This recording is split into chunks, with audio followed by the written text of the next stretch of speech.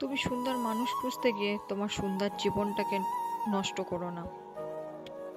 কারণ পৃথিবীতে সুন্দর মানুষের অভাব হয় না, কিন্তু সুন্দর মন মানসিকতার একটি মানুষেরই বড্ড অভাব।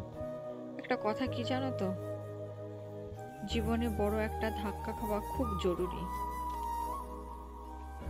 না হলে জীবন মানে কি তা বোঝা যায় না।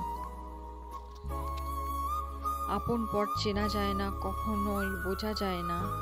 চারিদিকে মুখোশের আড়ালে কোনটা মুখ আর কোনটা মুখোশ। মানুষ শুধু ব্যথায় নয়, কথায়ও মরে।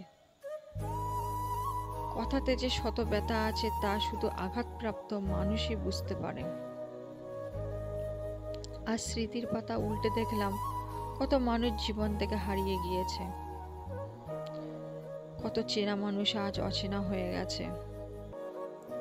হয়তো কোনো একদিন আমিও অচেনা হয়ে যাব সবার কাছে।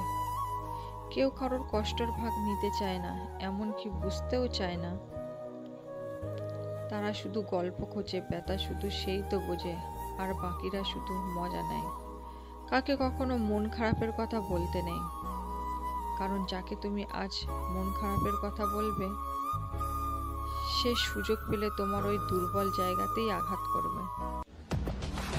জীবনটা যদি গল্পের মতো হতো, কতই না সুন্দর হতো।